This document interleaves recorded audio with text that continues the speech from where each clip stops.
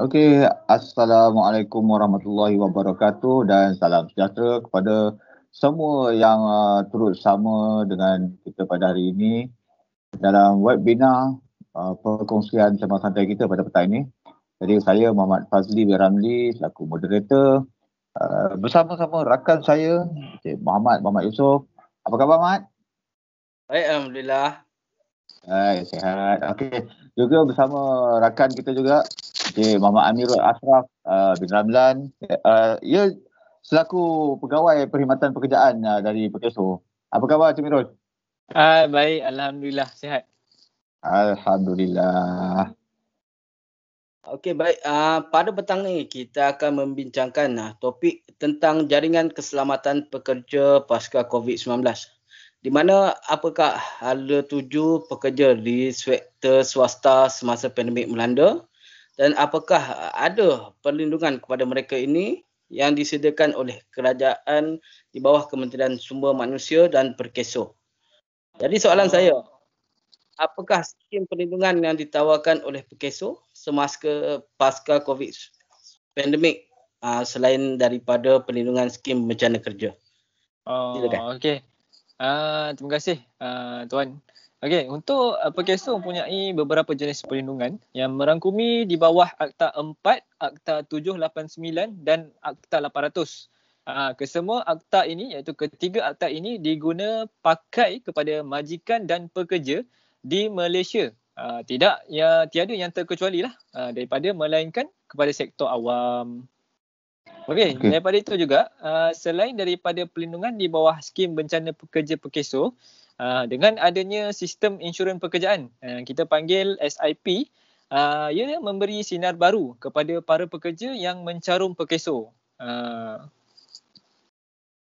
Okey, Encik Mirul boleh terangkan sikit tentang pengenalan sistem insurans pekerjaan. Okey, untuk pengenalan sistem insurans pekerjaan ini, SIP ini dimula dilaksanakan pada Januari 2018, iaitu kita kuat kuasa pada tahun 2018, start 1 hari bulan Januari sebagai salah satu jaringan keselamatan sosial bagi tujuan membantu golongan pekerja yang kehilangan pekerjaan untuk mendapatkan bantuan kewangan dan pekerjaan baru. Di mana program ini iaitu SIP ini bukanlah mula pada pasca pandemik, tetapi sebelum pandemik lagi kita dah mulakan. Tetapi dengan kelangsungan program ini dan juga pandemik ini, so kita teruskan juga lagi. Maksudnya kalau tak ada pandemik pun kita akan gunalah. Maksudnya tak ada bantuan dan sebagainya lah. Okey, baik. Apakah akta kerajaan yang dikuatkuasakan di bawah SIP ni? Okey, ada akta, iaitu akta tu dipanggil Akta Sistem Insurans Pekerjaan Pekerja 2017. Akta 800 terpakai kepada semua perusahaan yang mempunyai seorang pekerja ataupun lebih. Okey, boleh kongsikan sedikit tentang apakah liputan yang ditawarkan dalam skim perlindungan di bawah akta ini dan siapa yang layak diambil sebagai pekerja? Okey, boleh. Untuk antara liputan yang ditawarkan kepada semua majikan sektor swasta, di mana majikan sektor swasta yang membayar caruman bulanan bagi setiap pekerja, kecuali kepada badan berkanun, kuasa tempatan, penjawat awam dan perkhidmatan domestik serta yang bekerja sendiri. Okey, baik. Ya. Berapakah had umur pekerja yang wajib dicarum bagi pihak majikan untuk melayakkan pekerja dilindungi bawah SIP? Okey, untuk pekerja wajib yang dicarum iaitu semua pekerja yang berumur dari 18 tahun hingga 60 tahun dan juga kecuali bagi pekerja yang berumur 57 tahun ke atas yang tidak pernah mencarum sebelum ni. Okey. Jadi untuk kadar caruman pula berapa peratus yang diperlukan oleh pihak majikan dan berapa peratus pada pekerja? Ini memang ditunggu-tunggulah. Maksudnya kalau ini a part of majikan yang akan tanyalah soalan ni. Kadar caruman bagi SIP adalah merangkumi 0.2% share majikan dan 0.2% share pekerja daripada gaji bulanan pekerja itu. Kiranya total adalah 4% lah. 2% pekerja, 2% majikan. Okey. Jadi di bawah Akta 800 ni boleh jelaskan sikit tentang faedah yang disediakan di bawah SIP ni lah. Okey. Antara faedah yang ada di dalam di bawah program SIP ini ada 6 jenis faedah utama, iaitu yang pertama, allowance mencari pekerjaan, dipanggil EMP. Okey, EMP ini adalah menyediakan allowance pencari pekerjaan kepada pekerja bagi tempoh 3 ke 6 bulan, di mana tertakluk kepada syarat kelayakan caruman dan kesediaan untuk bekerja semula lah. Okey, yang kedua ialah EPSA, iaitu allowance bekerja semula awal, di mana menyediakan insentif kewangan kepada penerima faedah allowance mencari pekerjaan yang telah menerima sesuatu tawaran pekerjaan awal dan melapor diri untuk pekerja dalam tempoh menerima EMP. Bermakna untuk EPSA ni, kalau dalam tempoh 3 ke 6 bulan tadi dia telah dipanggil kerja baru, so dia layak untuk mendapat EPSA, allowance bekerja semula awal. Okey, yang ketiga, yuran latihan. Pembiayaan yuran latihan dibayar terus kepada penyedia latihan berdaftar setelah permohonan untuk menjalani latihan diluluskan. So OB boleh memohon untuk membuat latihan lah. Maknanya latihan kemahiran dan sebagainya. So penyediaan yuran tu kita yang sediakan dan bayar terus kepada penyedia latihan. Okey, yang keempat adalah allowance latihan yang panggil EL. Kita menyediakan allowance latihan harian sekiranya OB tersebut menjalani latihan. Dan yang kelima iaitu allowance pendapatan berkurangan, kita panggil EPB. Okey, EPB ini adalah bantuan kewangan kepada OB bagi yang bekerja dengan lebih satu majikan. Maksudnya kalau OB tu bekerja 2 majikan, salah satu dia telah diberhentikan oleh majikan yang pertama tadi, so dia layak untuk mendapat EPB ni tadilah. Maknanya untuk pekerjaan dia masih ada satu lagi kerja yang boleh dia kerja. Maksudnya dia tak ada hilang keseluruhan pekerjaan lah, itu je sebenarnya. Okey, yang terakhir iaitu penempatan pekerjaan dan kaunseling kerjaya, di mana kami menyediakan perkhidmatan dan sokongan pekerjaan kepada OB untuk mendapatkan pekerjaan yang bersesuaian dengan beliau. Boleh ceritakan situasi kes yang boleh diterima dan tidak boleh diterima sebagai kehilangan pekerjaan oleh pihak PKSO? Okey. Sebenarnya situasi tu kalau saya nak ceritakan tu mungkin panjang lah mungkin ya. Kita tak sempat nak dalam sesi webinar ni. So mungkin saya akan pendek dan ringkaskan lah. Contoh-contoh situasi. Yang pertama adalah pemecatan.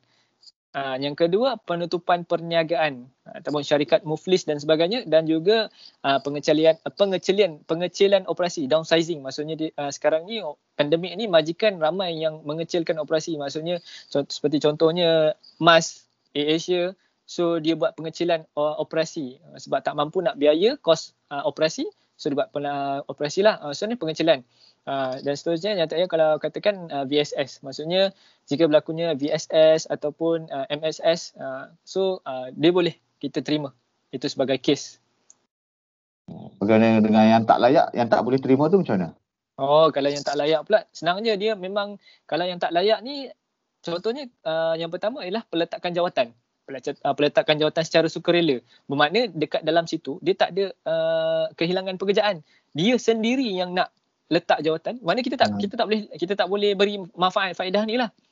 Faedah ni macam mana akta cakap, kehilangan pekerjaan itu terjadi dengan sendirinya. Maksudnya majikan buang kita daripada yang downsizing tadi lah. Okey, yang seterusnya tamat tempoh kontrak pun tak boleh juga, kita tak boleh terima. Persaraan wajib, macam itulah. So ini adalah beberapa yang saya sebutkan tadi yang mana kita tak terima lah situasi itu. Kalau kita tengok kes tu mungkin kita tak akan benarkan lah maksudnya. Okey, kalau itu boleh bagi tahu cara untuk membuat permohonan ni. Macam mana kalau diorang nak buat permohonan? Okey, untuk kepada siapa yang join kita pada hari ini saya tengok view macam ramai partisipan kita pada petang ni So itulah mungkin adalah boleh war-warkan kepada adik-beradik, sanak saudara, jiran untuk macam mana kita nak buat permohonan tu. Yang pertama, okey, kita lengkapkan borang borang permohonan melalui portal SIP. Boleh dapatkan di portal SIP di laman sesawang Perkeso, www.perkeso.gov.my. Okey, dan juga dalam tempoh 60 hari lah, tak boleh lebih dah, betul lah, dalam tempoh 60 hari dari tarikh kehilangan pekerjaan. So itulah kita kena ingat sikitlah, sebab dia ada tarikh tarikh ni kan. Okey, yang kedua, menyertakan bersama salinan kad pengenalan, bukti kehilangan pekerjaan, salinan maklumat bank account dan slip gaji 6 bulan terakhir. So dekat sini mungkin kalau kita diberhentikan oleh majikan, so kita ada surat pemberhentian jawatan, maksudnya surat pentakan jawatan daripada majikan lah maksudnya, yang kita tanda tangan ni. Yang ketiganya ialah menyertai program penempatan pekerjaan selepas pemberitahuan. Maksud once dia dah terima, maksudnya once dia dah lapor register, so dia akan terima notifikasi daripada pihak Perkeso untuk bawah program penempatan pekerjaan. So dekat situ dia terima, maksudnya dia willing to do. So yang terakhir, aktiviti, melaporkan aktiviti pencarian kerja kepada Perkeso setiap bulan.